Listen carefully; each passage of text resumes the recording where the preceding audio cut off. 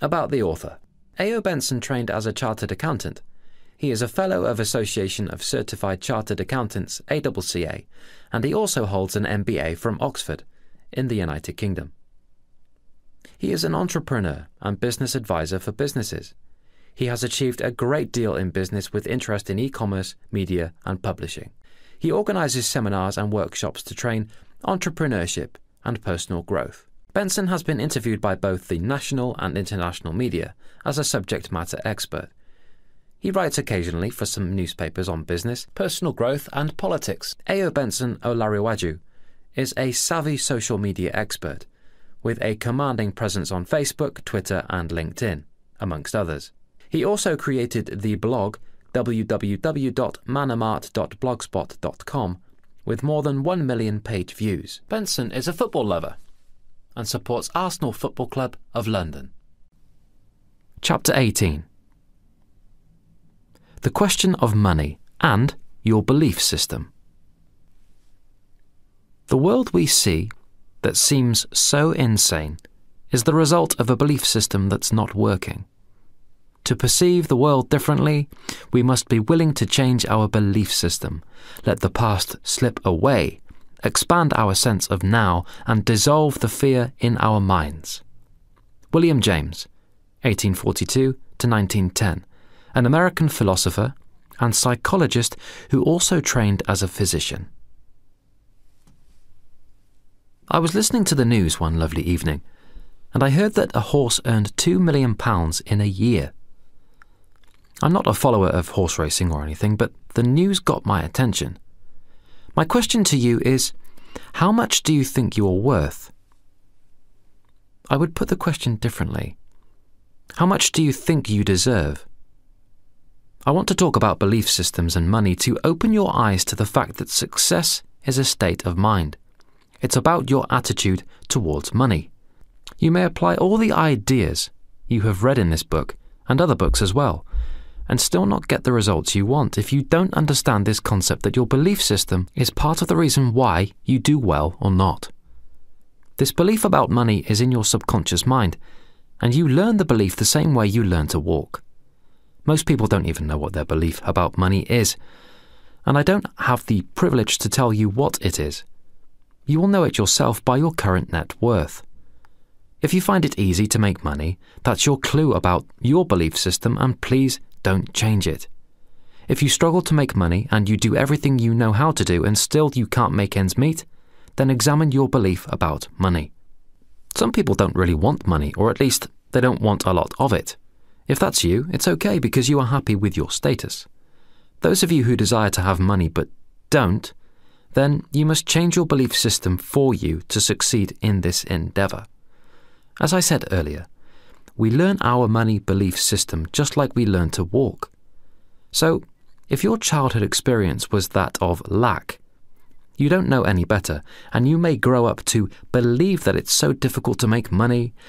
I'm not suggesting that everyone that doesn't grow up in an affluent environment would have the same belief. Not at all. Some people would conclude in their minds that growing up was tough, but they would change that and do better in life. Money is a matter of attitude, and this is why rich people may lose all their money but gain it back within a short period of time, because their belief about money makes them a magnet for money. However, there are people who accidentally stumble on a large sum of money through the lottery or sudden fame, but without the right kind of belief about money, they tend to lose the money very quickly because they feel they don't deserve it subconsciously. Mike Tyson earned about $500 million in his career and was declared bankrupt at some point. He is a lovely guy, as I have listened to him a number of times on TV, and he claims to be happy without all the money. Maybe that's true. The lesson is that it doesn't matter whether you struggle to make the money or you fritter it away. What must change is your belief system about money. Evander Holyfield, too, earned about $200 million in his career and ended up with nothing. Absolutely nothing. It's a similar story to that of Tyson, and he came on TV one day and was asked how he managed to throw all that money away. He said it was bad advice. Well, I don't think he's learned anything because he needs to take responsibility for that mistake for him not to repeat it in future. He's now too old to box. But that doesn't mean he can't make the money again if he has the right kind of belief. Now, let's talk about the lottery. Many people have won the lottery, and it transforms their lives and that of their family for good. There are some people, however, whose windfall was more of a curse than a blessing. In 2002, a young man won about £9.7 million in the UK lottery. His name is Michael Carroll. And as then, he was getting unemployment benefits, which is a living allowance paid to jobless people from the government in the UK. His rags to riches story didn't last very long at all. He spent the money on drugs, alcohol and prostitutes. He gave away most of the money to friends and family. This is the textbook example of someone who doesn't believe that he deserves the money. The problem is not about the drugs or the alcohol. It's simply a poverty-conscious mindset. 8 years after the windfall, he was declared bankrupt. He became homeless at some point and would later work in a biscuit factory, earning £204 per week. He claims to be happy with his current status. Maybe that's true, and you cannot argue with that. Tyson said that the same thing about being happy with his current status, which is refreshing, but I know what I would choose, and perhaps any reasonable human being would rather have the freedom afforded by more resources than less resources. So, you have seen 3 classic examples of a poverty-conscious mindset. Now, let's examine an example of wealth consciousness. Donald Trump, in his book Think Big, talks about how he almost lost everything but gained it all back again in billions of dollars. There is no magic. He knows that making money comes easy to him, and he works very hard at everything he does. One phrase that I will never forget is this belief: the harder I work, the luckier I become. This is a classic example of wealth consciousness, because he knows that whatever happens, he will always have money. The hard work is incidental because there are millions of people working so hard today that live in utter poverty. So it's more about your mindset, and the solution is easy, i.e., change your mindset about money if you ever want to attract money. I have so many other examples of rich people losing their money and gaining it back within a short period of time. If you look around you, there are numerous such examples. By now, you're convinced that making money is about maintaining a healthy state of mind about money. The question is how you change your mindset from poverty consciousness to wealth consciousness. I want to state at this point that making money is not an universal desire of everyone, so you can also have a change of mindset about that desire of yours in order to have it flow to you. I heard this story about self-belief, which I will share with you to illustrate this point. In India, young elephants have ropes on their necks and tied to stumps of small trees. When the young elephant tries to move, the rope stops it from moving beyond the length of the rope. This same elephant grows up to be very powerful, and it could actually use its trunk to uproot bigger trees if it chooses to do so. The interesting thing is that because the elephant has been conditioned to think that it cannot escape when tied to that small stump, so it doesn't even try. The elephant doesn't recognize its own power because of the conditioning of his mind. So what conditioning have you been subjected to that you still carry with you as a limitation? You do not know your own ability. If you imagine that the elephant wouldn't even try is amazing. Do you know a lot of people who are like this? I do. I used to be one of them, until I realized that I am powerful beyond measure.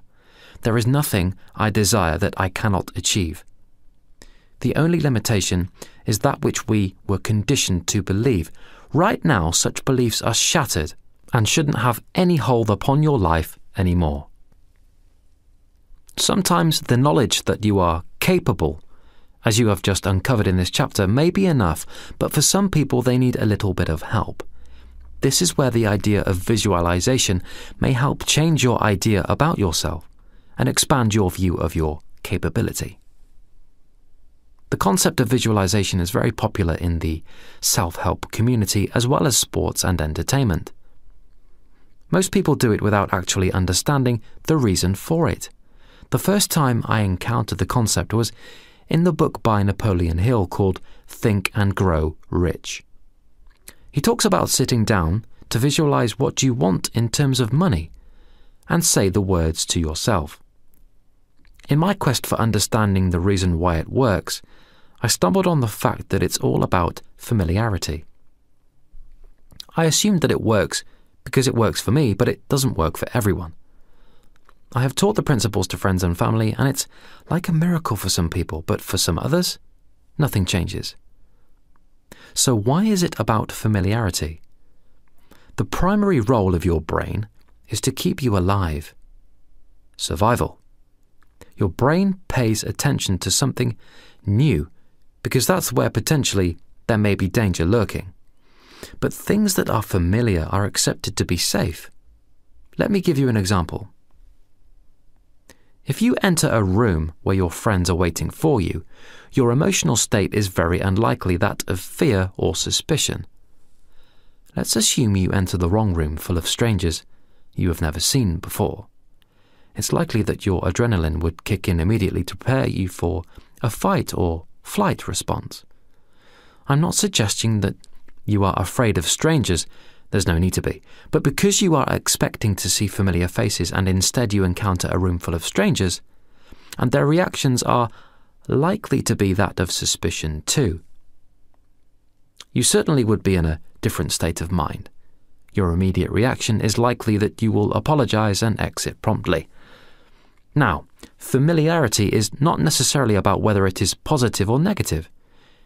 Even when what we are familiar with is not what we want, changing it may prove a bit difficult. An American soldier, Sergeant Bo Bodal, who had been held hostage since 2009, was released through a negotiated process in 2014. He's no longer familiar with the life he left behind, and it would take a gradual process of change to get him familiar with his old life again. His parents were not allowed to talk to him immediately or even see him because this may affect him adversely. So the theory of familiarity is real, and this is why people love to remain within the circumstances of life they are familiar with. Earning £2 million a year would scare some people to death, but if you look at it this way, are you more important to the universe than a horse? Yes, of course. So, why shouldn't you deserve that sort of money? After all, a horse earns that in a year. Visualization, when done properly, familiarizes your brain with the idea of wealth, if that's what you are visualizing. It's the idea of winning, if you are an athlete, or great performance, if you're an entertainer.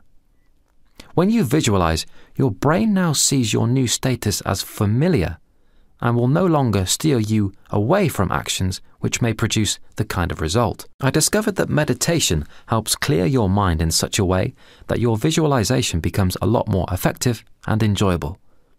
If you visualize and your mind is wandering from one current challenge to the other, you may not get the desired result quickly.